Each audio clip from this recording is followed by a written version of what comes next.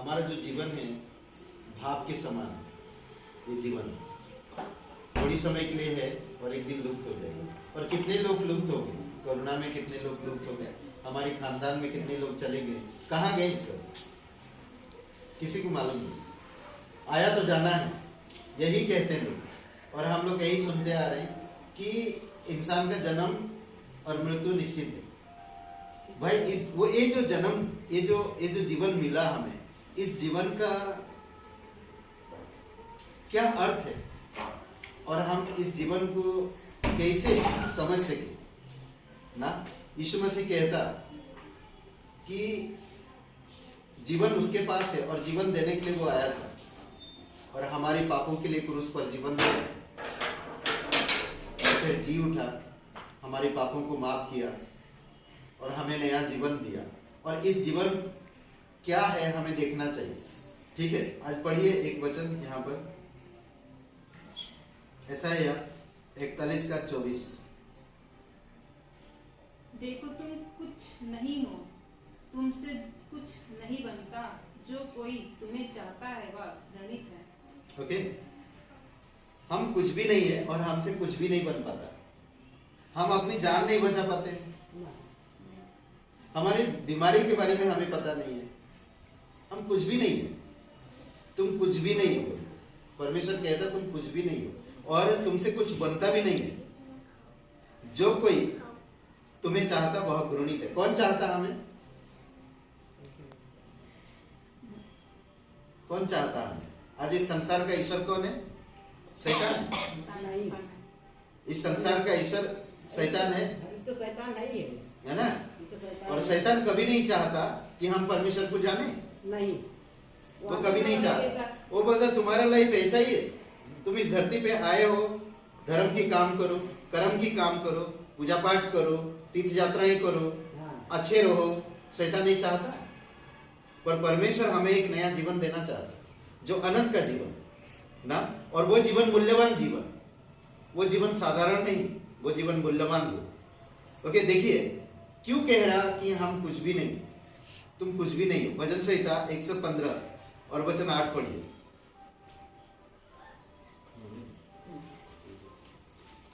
भजन संहिता 115 और वचन 8।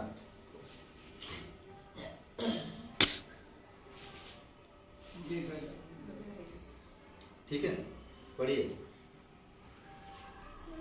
जैसे वे हैं वैसे ही उनके बनाने वाले हैं, और उन पर सब भरोसा रखने वाले भी वैसे ही हो जाएंगे। ओके, हम कुछ भी नहीं है। और आज जो लोग भक्ति रखते हैं ना, जो लोग भक्ति करते हैं, भक्ति रखते हैं किसके ऊपर? आज इस संसार के धर्म, परंपरा, रीति रिवाज, मूर्ति, ये सारी चीजों पर लोग आज भरोसा रखते हैं। करेक्ट, ये वचन कहता कि जो वैसा है वो भी वैसे हो जाएंगे।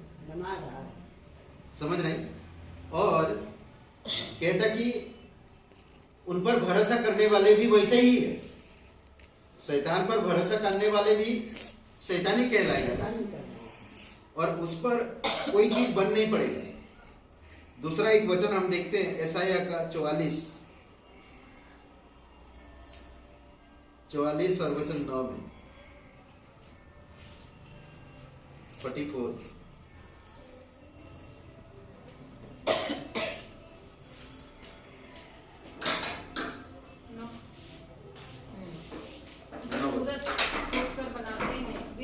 सब व्यर्थ हैं, और जिन वस्तुओं में वे आनंद ढूंढते हैं उनसे कुछ लाभ ना होगा। उनके साक्षी ना तो आप कुछ देखते और ना कुछ जानते हैं, इसलिए उनको लज्जित होना पड़ेगा। ओके, एक दिन आएगा, क्या कह रहा, ये सारी चीजें व्यर्थ है। आज संसार में जो हम देख रहे हैं, जो मूर्त खुद कर बनाते हैं, वे सब के सब व्यर्थ है। और जिन वस्तुओं में वे आनंद ढूंढते हैं, आज लोग किस वस्तु में आनंद ढूंढ रहे? संसार की, संसारिक में रहकर आनंद ढूंढ रहे, परमेश्वर में रहकर नहीं। परमेश्वर में अगर रहकर अगर हम आनंद ढूंढेंगे, वो आनंद कभी खत्म नहीं होगा। और कहते हैं कि आनंद ढूंढते उनसे कुछ लाभ नहीं होता है। उनके साक्षी ना तो आप कुछ देखते और ना कुछ जानते, इसलिए उनको लज्जित होना पड़ेगा। एक दिन प्रभु आएगा और उन्हें लज्जित करेगा। और एक पहला कोरिन्थियों का 8 का पहला कुरिन्थियों 8 और वचन 4 में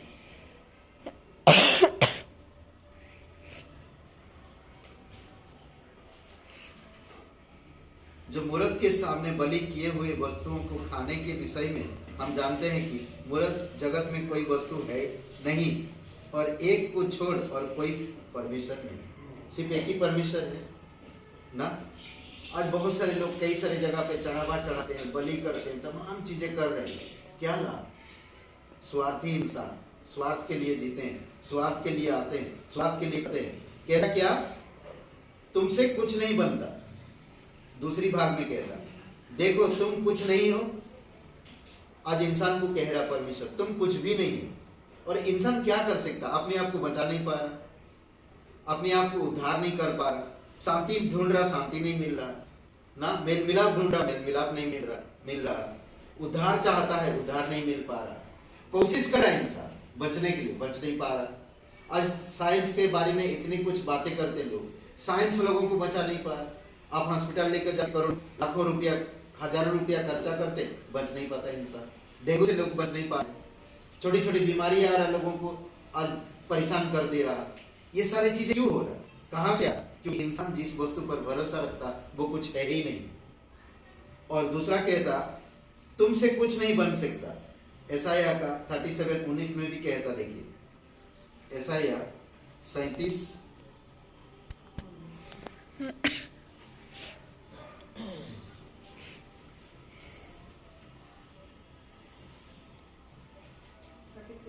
19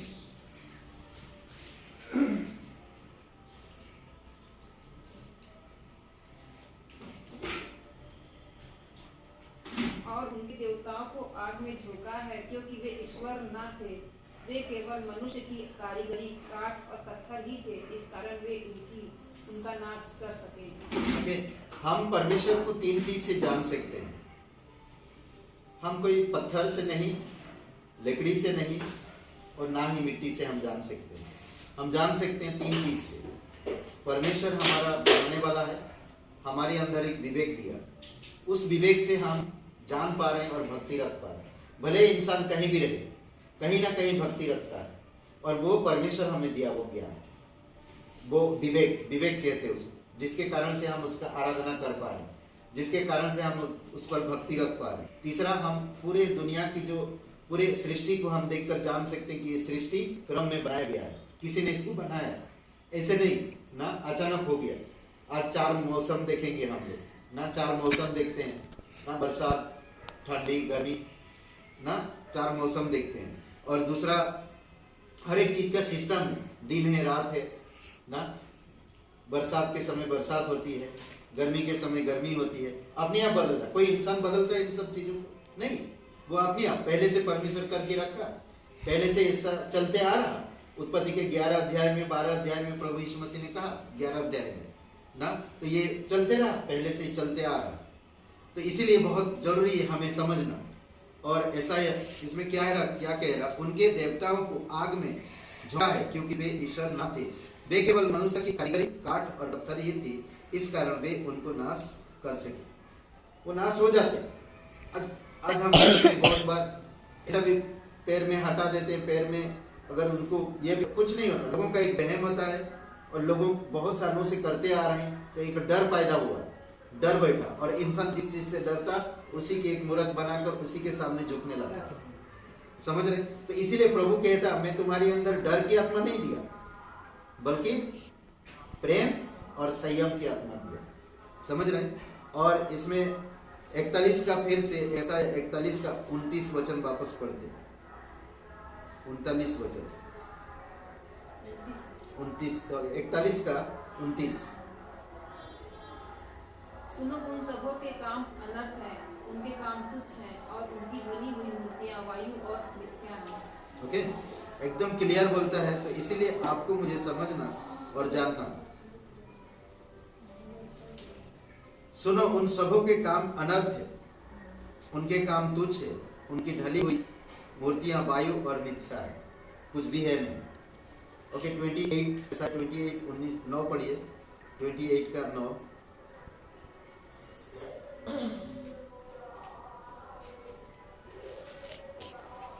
28 का 9 और 10।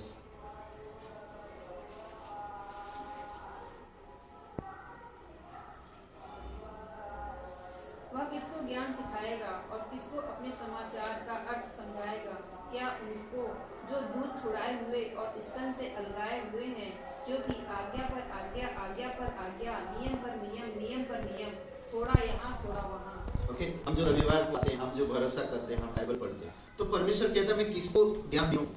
लोग ज्ञान नहीं चाहते हैं, लोग प्रेम को नहीं लेना चाहते हैं, लोग अंधेरा में आना चाहते हैं, लोग उजाला में आना नहीं चाहते, मेरे आना नहीं चाहते, मेरे बातों को समझना नहीं चाहते। मैं किसको समझ सुना?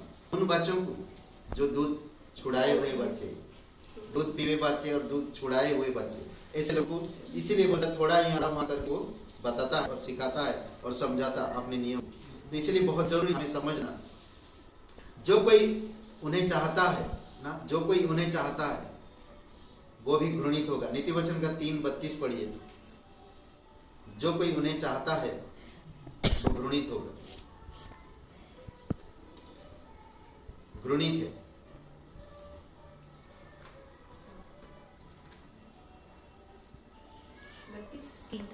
तीन का 32।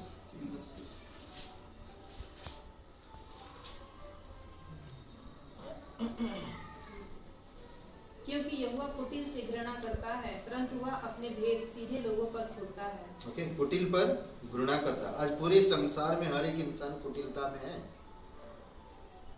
यकीन करते हैं या नहीं? हर एक इंसान आज कुटिल में है। कोई किसी का मदद नहीं करता, हमेशा बर्बाद चाहते हैं। समझे? कोई किसी का भलाई नहीं करता, दिखावे के भलाई करते हैं। परंतु अंदर कूटनीति भरी हुई, कुटिलता भरी हुई है। समझे? और परिवार का 23 फिर से हम लोग पढ़ते हैं। ऐसा है 41 का 23 मैं पढ़ता हूँ। भविष्य में जो कुछ घटेगा वह बताओ, तब हम मानेंगे कि तुम ईश्वर हो। भला या बुरा क्या होगा? भविष्य में क्या घटेगा? भला या बुरा कौन बताएगा? भला घट रहा है ना। अगर दुनिया में ये सारे ईश्वर है तो भलाई बढ़ना चाहिए। क्या घट रहा है? भलाई घट रहा है। समझ रहे? भविष्य में जो कुछ घटेगा वह बताओ, क्या घट रहा है? आप खुद बता रहे क्या घट रहा? भलाई घट रहा है। समझ रहे? तो बुरा बढ़ रहा है। कुछ तो करो कि हम देखकर एक चकित हो जाए। कुछ तो करो ऐसा कि हम भी देखकर चकित हो जाए। परमेश्वर खुद कह रहा है, स्वर्गदूत खुद कह रहे ना कि कुछ तो करो हे दुनिया वालों, कुछ तो करो कि हम देखकर चकित हो जाए और हम उस पर भरोसा करें। पर दिन प्रतिदिन तो बुराई बढ़ रहा है, भलाई घट रहा है। कोई मेल मिलाप नहीं, कोई प्रेम नहीं, नफरत, ईर्षा, घृणा, कूटनीति, ये सारी चीजें बढ़ रहा है दिन प्रतिदिन। ये सब शैतानी कर रहा करे। समझ रहे? 42 का 9 पढ़िए।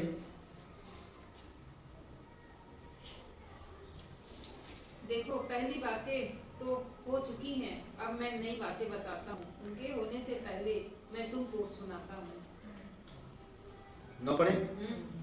ओके, क्या कह रहा परमेश्वर? देखिए, देखो पहली बातें तो हो चुकी है, अब मैं नई बातें बताता हूँ। उनके होने से पहले मैं तुमको बताता हूँ। और ये कौन कर सकता? परमेश्वर। परमेश्वर शुरू में अंत की बातों को पता है। परमेश्वर ये सृष्टि को बनाए, वो सब चीजें पता है। इसलिए वो कहता ना, मन की विचार को वो जानता है, मन की बातें वो जानता है, आपके मन में क्या विचार है वो जानता है, दूरी से समझ ला। इसलिए स्वर्ग मेरा सिंहासन और पृथ्वी मेरे चरणों की चौकी है। क्या तुम मेरे लिए कहाँ निवास स्थान बनाओगे? हम कहीं भी नहीं बना सकते ना उसके लिए। वो सब कुछ उसका है, जो कुछ दिख रहा, जो कुछ है, सब कुछ उसका है, हमारा कुछ भी नहीं। तो इसीलिए और एक पढ़िए 44 का 7-8। ऐसा है 44 7-8। जब से मैंने प्राचीन काल में मनुष्यों को ठहराया, तब से कौन हुआ जो मेरे समान उनको प्रचार करे या बताए या मेरे लिए रचे अथवा होने वाली बातें पहले से ही प्रकट करे। मत डरो और ना भयभीत हो। क्या मैंने प्राचीन काल से ही ये बातें तुम्हें नहीं सुनाई और तुम पर प्रकट नहीं की? तुम मेरे साक्षी हो। क्या मुझे छोड़ कोई और परमेश्वर है? नहीं, मुझे छोड़ कोई चट्टान नहीं। मैं किसी और को नहीं जानता। ओके, परमेश्वर एक ही है। प्राचीन काल से आज तक एक ही परमेश्वर है, वो कभी बदलता नहीं। वो कभी नहीं कहा कि तुम मेरे लिए कोई तस्वीर बनाओ या मूर्त बनाओ, कभी नहीं कहा। उसने कहा नहीं लकड़ी से बनाओ, उसने नहीं कहा पत्थर से बनाओ, कभी नहीं। उसने सिर्फ इतना कहा कि तुम्हारा दिल नया हो, तुम मेरे वचन पढ़ो, तुम मेरे वचन के अनुसार जीवन जियो। और यीशु मसीह ने आकर क्या कहा? आदि में वचन था, परमेश्वर का वचन था और कोई भी चीज नहीं था। परमेश्वर सारे सृष्टि को बनाया, परमेश्वर ने हर एक चीजों को बनाया, मनुष्य से प्रेम किया, परंतु मनुष्य ने क्या किया? परमेश्वर से मुंह मोड़ के चल दिया। और वो था क्या? पाप। पाप के कारण आज इंसान परमेश्वर से दूर है। और परमेश्वर इस पाप से और पाप की दूरी और पाप की खाई को मिटाने के लिए स्वयं इस धरती पर उतर आया और हम सभी लोगों के लिए, अपराधों के लिए क्रूस पर जीवन दिया, कब्र में गया और तीसरे दिन मरे उनसे जी उठा। वो जीवित परमेश्वर है, वो सच्चा परमेश्वर है। वो कोई मूर्त में, वो कोई चट्टान में, वो कोई और कोई चीज में नहीं। अगर मैं आज यीशु का मूर्त बनाता या यहोवा का मूर्त बनाता हूँ, यहोवा कैसा दिखता है मुझे नहीं मालूम, यीशु कैसा दिखता है मुझे नहीं पता। क्या मैं मूर्त के सामने दंडवत करके वो प्रेम, वो शांति पा सकता हूँ? नहीं। अगर आज मैं कोई स्कूल का तस्वीर बना के घर पे रखता हूँ, बड़ा स्कूल का, और मेरे बच्चों को कहता बेटा इस तस्वीर को, स्कूल के तस्वीर को मन में लेना और तू पढ़ाई करना, होएगा? कभी होगा?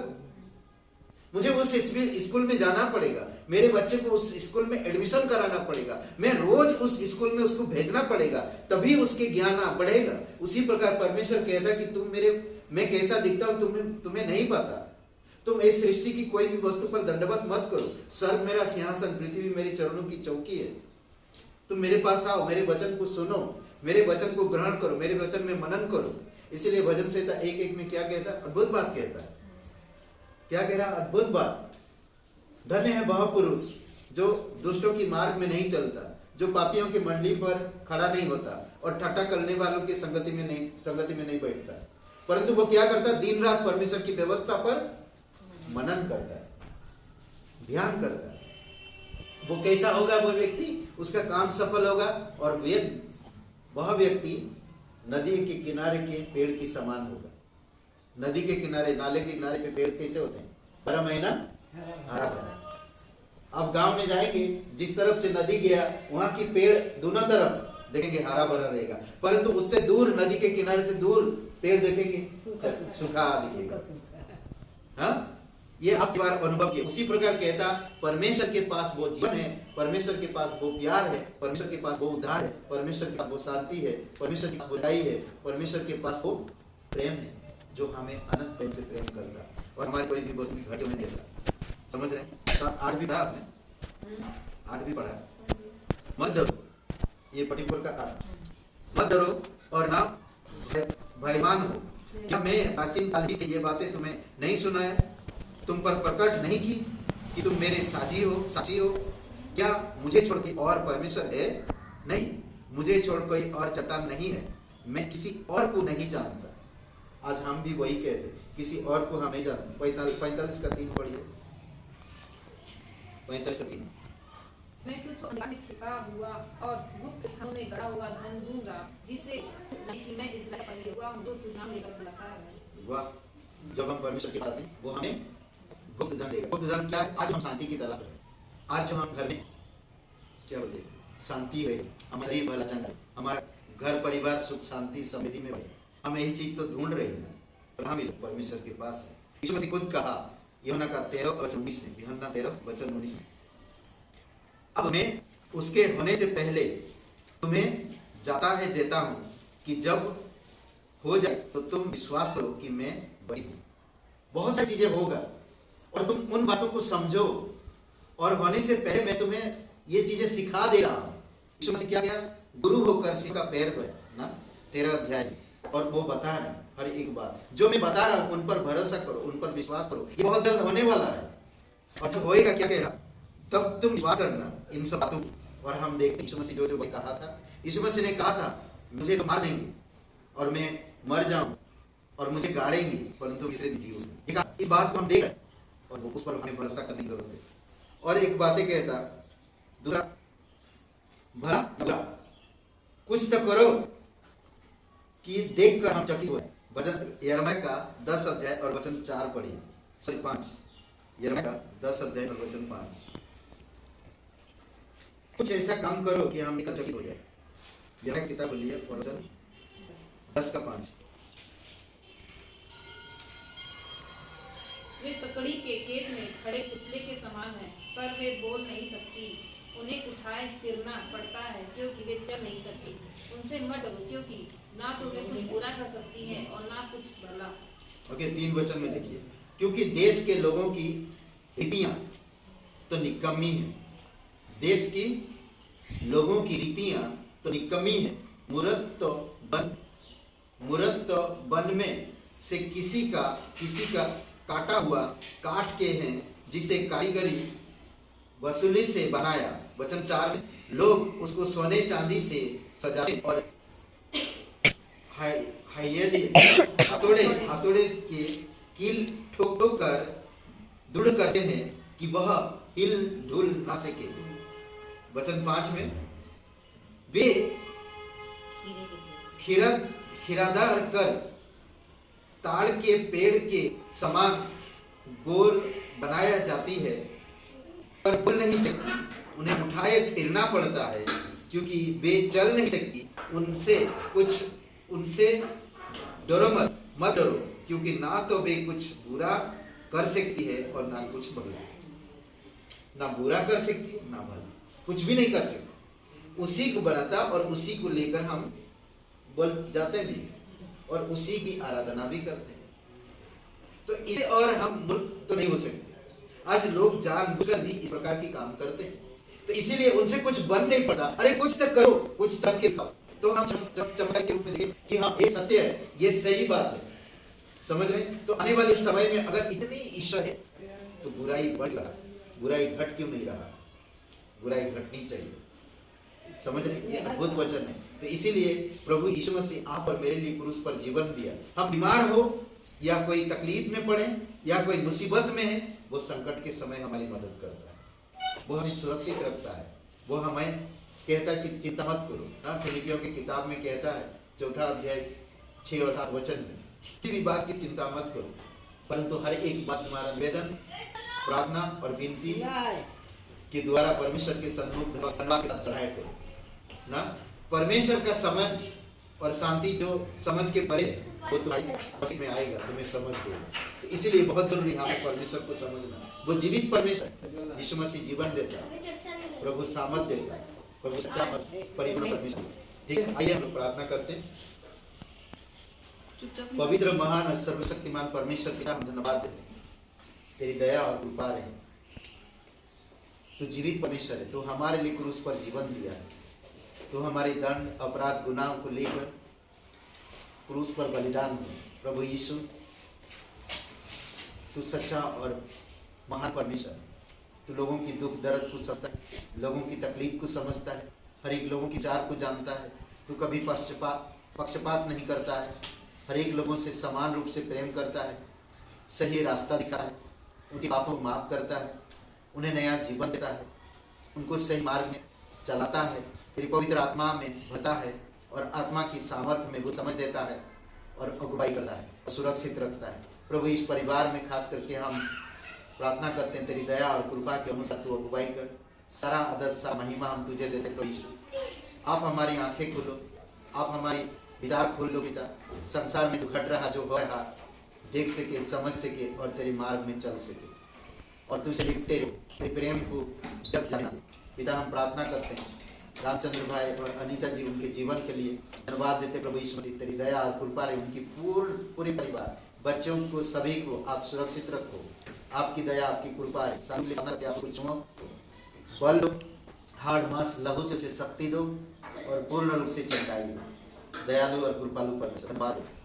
इस घर के लिए धन्यवाद देते।